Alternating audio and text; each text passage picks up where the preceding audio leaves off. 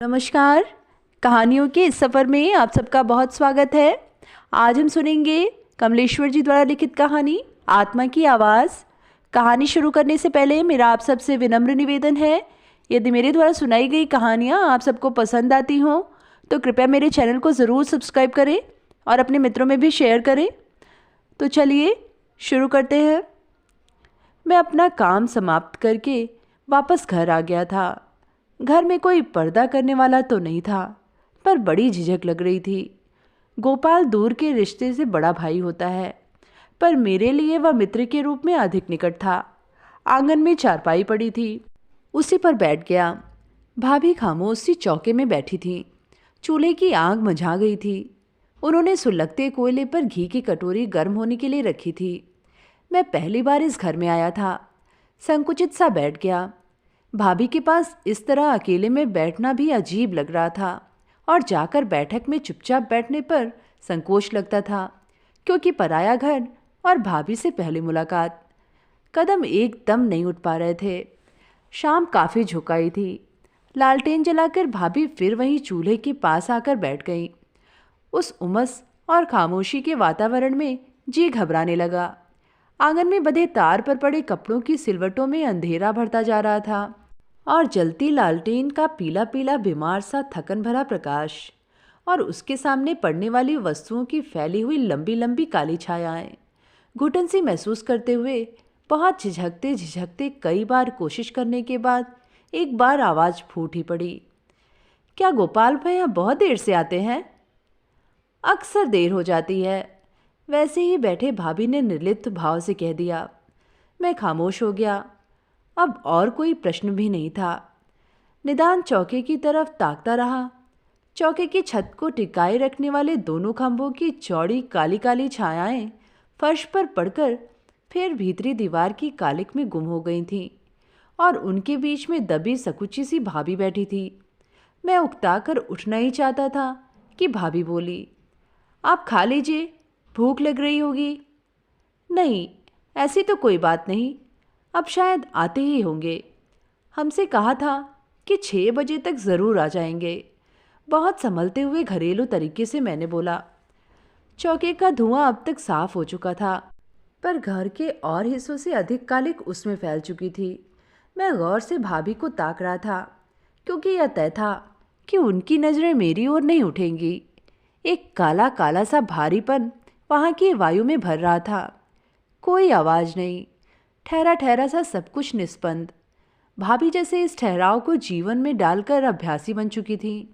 अभी शादी को साल भर से अधिक नहीं हुआ होगा, लेकिन यह गतिहीन ठहराव जैसे जीवन की हर रंगीनी को मिटा चुका है। घी कड़क उठा। भाभी ने उंगलियों से पकड़कर हटा लिया, कुछ इतनी आसानी से कि जैसे गर्म धातु जरा भी असर नहीं करती। न उंगली थरथराई, न कलाई ने जल्दी की। धुआं छोड़ती हुई ठिगरी भी अब तक बिल्कुल चुप हो गई थी। काफ़ी देर बाद वह ऊबती हुई कुछ कहने जा रही थी कि गोपाल आ गया। मुझे देखते ही वह बोल पड़ा। काफ़ी अकेलापन महसूस किया होगा। क्या बताऊं, देर हो गई। मैं खामोश रहा। वह कमीज उतारते हुए कहने लगे, इन्हें तो बस रोटी गृहस्थी से काम है। अगर कनस्तर, डिब्बे और शीशियां जरा भी बुदबुदाना जानती होती तो शायद हमसे भी बात करने की नौबत ना आती। तब भला तुमसे क्या की होगी? हाँ, भाभी बड़ी गंभीर मालूम पड़ती हैं, कहकर मैंने उनकी तरफ नज़र डाला। उनमें कुछ हरकत सी हुई थी, पर वह शायद पटा डालने के लिए की थी। नॉट सीरियसली बट सिली, कहता हुआ गोपाल भीतर कमीज टांगने गया था। खाना खाते वक्त गोपाल कुछ विरक्त सा हो रहा था। हर चौथे पांचवें कौर के बाद पानी पीता जाता था। हम दोनों साथ ही खा रहे थे। भाभी ने झिझकते हुए हाथ से रोटी थाली में रख दी। गोपाल ने झट से उठाकर रोटी के 4 टुकड़े कर दिए, कुछ इतनी आसानी से कि कोई खास बात नहीं थी। अरे, टुकड़े करने की क्या ज़रूरत है? गर्म तो नहीं है, और मैं लखनऊआ भी नहीं, तो इतना तकल्लुफ़ बरत रहे हो। कई बार कहने पर भी जब नहीं माना तो मेरे मुंह से निकल ही गया। हद कर दी यार तुमने भी। भाई, मेरी उंगलियां भी साबित है। यह कहकर मैं मेहमान की बू मिटाना चाहता था। ये रोटियां हैं या नक्शे, कोई अफ्रीका का कोई अमेरिका का। मैं अप्रदीप सा हो गया। यदि मैं बार बार न टोकता तो शायद भाभी को यह लतीफ़ा न सुनना पड़ता। थोड़ी देर बाद जब बाहर कमरे में आ गया तो बड़ी अजीब सी बात सुन पड़ी। शायद बगल वाले कमरे में ही गोपाल था। काफ़ी साफ सुनाई पड़ रहा था। वह कह रहा था, मैं पानी की तरह रुपया बहाकर घर को ठीक रखना चाहता हूँ। और कुछ नहीं तो आज एक नया ढंग पेश किया तुमने। इसी तरह की शर्मिंदगी मुझे हमेशा उठानी पड़ती है और तुम अपने तौर तरीके से बाज नहीं आती। तुम्हारी इतनी मजाल, रोटियां लग गई हैं। गोपाल तैश में कह रहा था। भाभी कुछ बोली थी। चटाक की आवाज़ और गोपाल का गूंजता हुआ स्वर। यही चाहती थी ना। मैं सोचता था कौन हाथ छोड़े, नहीं समझ में आता, और फिर हर बात का मुंह पर जवाब। बड़ी गंभीर बनी फिरती हैं। दूसरे दिन जब विदा होने लगा तो जी में आया कि गोपाल से उसके वैशीपन के बारे में कुछ कह दूं, पर हिम्मत नहीं हुई। बाहर निकलने लगा तो दूर से ही मैंने कहा, भाभी जी नमस्ते। नीची नज़र किए हुए भाभी जी ने नमस्ते की। मैं सकुचा गया। वे ही सारी बातें मन को भारी किए हुए थीं। उल्लास, खींच, विद्रोह, घृणा, प्यार, कुछ भी नहीं। आखिर कैसे जीती हैं वे। घर आते आते उदासी दूर होती गई। कमरे का ताला खोला तो पहली नज़र आए हुए पत्रों पर पड़ी। एक लिफाफे पर नज़र उलझ कर रह गई। यह पत्र अवश्य ही बिनती का है, ऐसा मुझे विश्वास हो गया। बिनती, आखिर आज मैं तुम्हें याद आ ही गया। 2 साल बाद कुछ दर्द सा उठा। पत्र खोलकर पढ़ने लगा। प्रिय राजू, आज सहसा तुम याद आए हो। वास्तव में शादी के बाद लड़की के जीवन में महान परिवर्तन होता है। विवाह के बाद पुरुष को रहन सहन का कुछ ढंग ही बदलना पड़ता है, पर लड़कियों को तो पूरी आत्मा बदलनी पड़ती है। यह मेरा स्वयं का अनुभव है। मैंने अपनी आत्मा को बदलने की चेष्टा की है, एक कीमती आत्मा की हत्या भी, इसलिए कि वह तुम्हें प्यार करती थी। जब मैंने इस नए घर में कदम रखा तो यही सोचकर कि मेरी आत्मा सदैव के लिए तुम्हारे पास है और शरीर इस नए घर का है।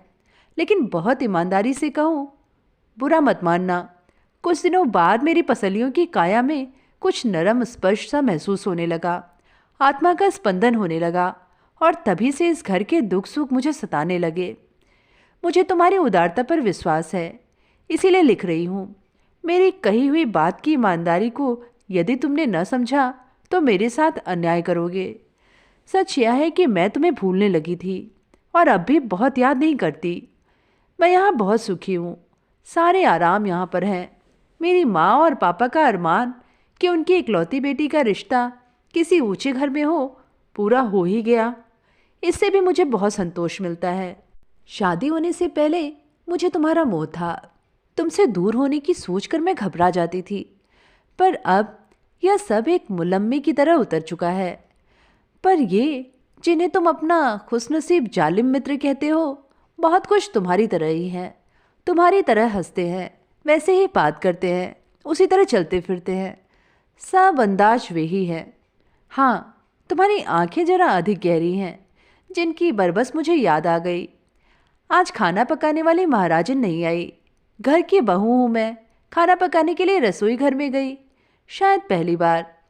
जब वहाँ घुसी तो बरबस यह भाव जाग उठा कि तुम्हारे साथ यदि जीवन बीतता होता तो रोज ऐसे ही मुझे खाना पकाना पड़ता। तुम्हारे साथ जीवन की तमाम कल्पनाएं मेरे दिमाग में आकर समाती जा रही थीं। मुझे इस तरह रहना पड़ता, मैं यह करती, मैं वह करती, शाम को तुम्हारे आने की राह देखती, मैं खाना पकाती, तुम बीच बीच में आकर छेड़ते, कभी दाल में पानी ज़्यादा बताते तो कभी रसोई घर में गर्मी से परेशान देखकर मुझे बाहर ले जाते। मेरी हालत अजीब सी हो रही थी। तुम्हारी हर बात याद आने लगी। अकेले ही रोटी बनाने बैठी तो लगा जैसे तुम अभी छेड़ने आ रहे हो। तुम मेरी आंखों के सामने पूरी तरह से उभरे हुए थे। मेरी हर सांस में तुम बस गए थे। मेरे चारों ओर तुम थे। तुम्हारे पैरों की आहट हर तरफ से आ रही थी और मेरी हर रोटी टेढ़ी हो जाती थी। हर गोल बनने वाली रोटी अपने आप टेढ़ी होकर बदशक्ल हो जाती। यह सब मुझे बहुत अपना सा लग रहा था, जैसे पुरानी आत्मा अपने पुराने रूप में मुझे वापस मिल गई हो। खाते वक्त उन्होंने हंसते हुए कहा कि वाह, यह किसी खास जगह की रोटियों का नमूना है। माताजी बोली थी, अरे सीख जाएगी, इसमें हंसने की क्या बात है, अभी आदत नहीं है। पर राजू, मेरी आत्मा तुम्हारी आहट सुन रही थी। मैंने अपने आंसुओं को दोनों की नज़र चुराकर सुखा लिया। शायद किसी ने नहीं देखा, अगर देखा भी होगा तो समझ नहीं पाया होगा। मैं पत्र आगे न पढ़ सका। घुटन, बेबसी, धुआं, ठहराव, खामोशी और उसमें उबती हुई आत्मा। वे बेबस उठे हुए हाथ और पानी भरी आंखें जैसे चारों ओर थीं, हर तरफ थीं। तो ये थी कहानी आत्मा की आवाज़।